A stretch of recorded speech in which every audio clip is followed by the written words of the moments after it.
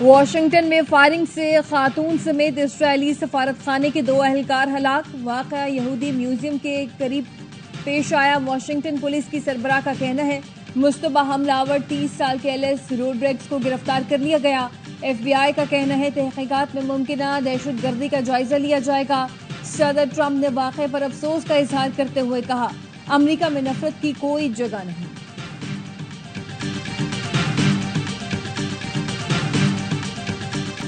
اسرائیلی فوج کی مغربی کنارے میں یورپی سفارتکاروں کے وفد پر فائرنگ. جنین میں کیمپ سے اسرائیلی فوج کی فائرنگ شروع ہوتے ہی وفد کے ارکان نے بھاگ کر جان بچائی. اسرائیلی فوج کا کہنا ہے وفد ایسے علاقے میں داخل ہوا جہاں انہیں جانے کی اجازت نہیں تھی. کینیڈا، برطانیہ، اٹلی، بیلجیم اور ڈنمارک کی سفارتی وفد پر فائرنگ کی شدید مذمت. فرانس، اٹلی اور اسپین کا اسرائیلی سفارتکاروں کو طلب کر کے احتجاج. واقعے کی وضاحت طلب کر لی. یورپی سفارتی وفد جنین کیمپ میں اسرائیلی جارحیت کی تباہ کاریوں کا جائزہ لینے آیا تھا.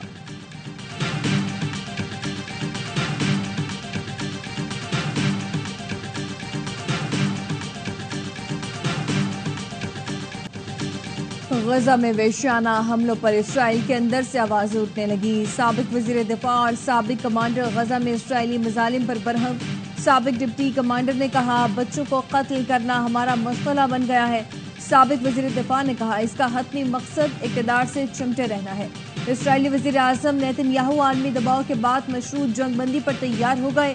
کہا اگر یرغمالی رہا کر دیے جاتے ہیں تو عارضی جنگ بندی کر سکتے ہیں. غزہ میں اسرائیلی بمباری بدستور جاری. مزید 93 فلسطینی شہید. ایک ہفتے میں اسرائیلی بمباری میں 500 سے زائد فلسطینی شہید ہو چکے ہیں.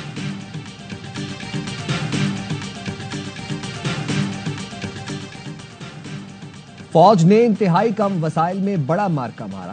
ہمیں دفاعی بجٹ بڑھانا پڑے گا. ڈیولپمنٹ بجٹ روک کر فوج کی تنخواہوں کو دگنا کرنا چاہیے. سینیٹر فیصل باوڈا کا سینٹ میں اظہار خیال. کہا پاکستان امن پسند ملک ہے, کوئی جنگ نہیں چاہتے. سیز فائر ہماری کمزوری نہیں ہے.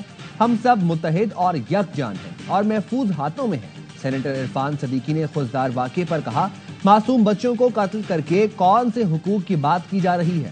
دہشت گردوں سے کوئی ہمدردی نہیں ہونی چاہیے, انہیں کچلنا چاہیے.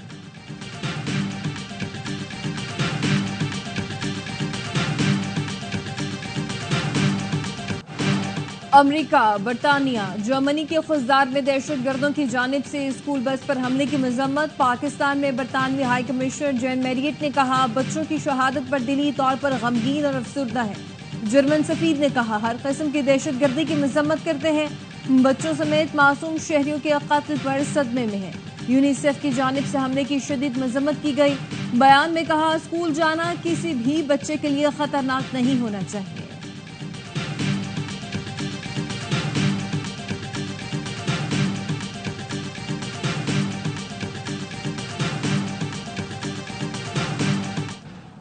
وزیر اعظم شہباز شریف، فیلڈ مارشل عاصم منیر اور وفاقی وزراء کا کوئٹہ کا دورہ. خوزدار واقعے کے زخمیوں کی عیادت کی. معصوم جانوں کے ضیاع پر افسوس کا اظہار. وزیر اعظم شہباز شریف نے کہا بھارت کا اصل چہرہ دنیا کے سامنے بے نقاب ہو چکا. بیرونی حمایت یافتہ دہشت گردی کے خلاف جنگ کو منطقی انجام تک پہنچائیں گے. عالمی برادری بھارتی ریاستی دہشت گردی کا نوٹس لے. فیلڈ مارشل عاصم منیر نے کہا دہشت گردی کے ماسٹر مائنڈز کو کیفر کردار تک پہنچایا جائے گا. بھارتی دہشت گرد گروہ بلوچ اور پشتون اقدار کے خلاف ہیں. وزیر اعلیٰ بلوچستان اور کور کمانڈر کوئٹہ کی وفد کو بہیمانہ حملے سے متعلق بریفنگ.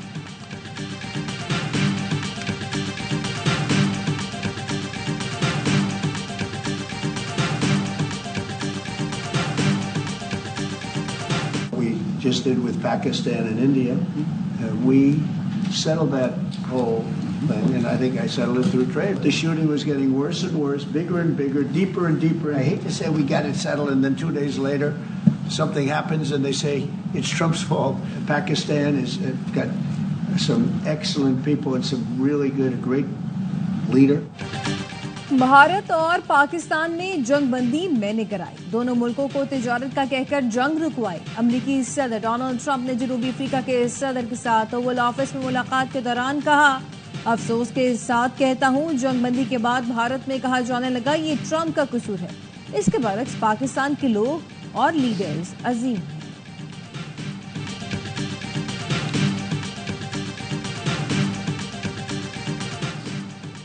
بھارتی ہائی کمیشن اسلام آباد کے اہلکار کو حیثیت کے منافی سرگرمیوں پر ملک چھوڑنے کا حکم۔ ترجمان وزارت خارجہ کے مطابق بھارتی اہلکار کو 24 گھنٹے میں پاکستان چھوڑنے کو کہا گیا ہے۔ بھارتی ناظم الامور کو دفتر خارجہ طلب کر کے فیصلے سے آگاہ کر دیا گیا۔ In a democracy, you don't hide these things. Inform the people what your casualties have been, that aircraft were lost. So what is the big deal if you disclose it to the people of India? 3 people are most culpable, along with the Prime Minister. Home Minister for the terror attack which took place in Pahalgam, the Foreign Minister for the manner in which he handled diplomacy, and third is the NSA.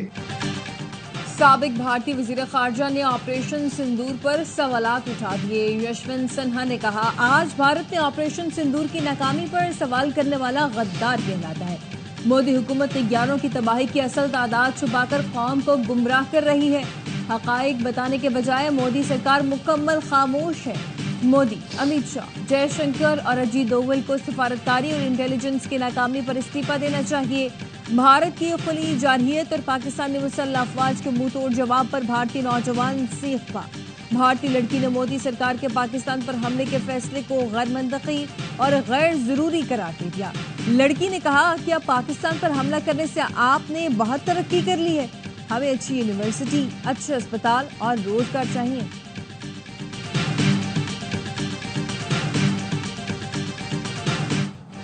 Pakistan اور افغانستان کے درمیان سفارتی تعلقات کی بحالی میں پیش رفت۔ ذرائع کے مطابق پاکستان نے افغانستان سے سفارتی تعلقات مکمل بحال کرنے پر اتفاق کر لیا۔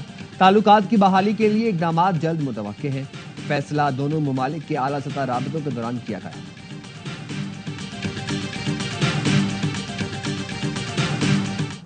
دنیا میں جب بھی کوئی آدمی کوئی سیٹ پہ بیٹھتا ہے تو اس کی عزت میں اضافہ ہوتا ہے۔ میں یہ سمجھتا ہوں کہ جنرل عاصم منیر صاحب وہ شخصیت ہے جن کے بیٹھنے سے اس سیٹ کی عزت میں اضافہ ہو۔ اس جنگ میں جتنی انہوں نے کوشش کی، محنت کی، اسٹرگل کی، اس کی وجہ سے آج دنیا میں ہمارا ایک نام پیدا ہوا ہے۔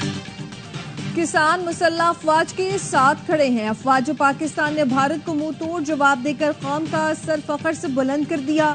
صدر پاکستان کسان اتحاد خالد کھوکھر کہتے ہیں، کشمیر ہماری شاہرگ اور پانی ہماری زندگی ہے۔ فیلڈ مارشل سید عاصم منیر نے جس طرح جنگ لڑی، دنیا حیران رہ گئی۔ دنیا نے تسلیم کر لیا پاکستان ایک قوت ہے۔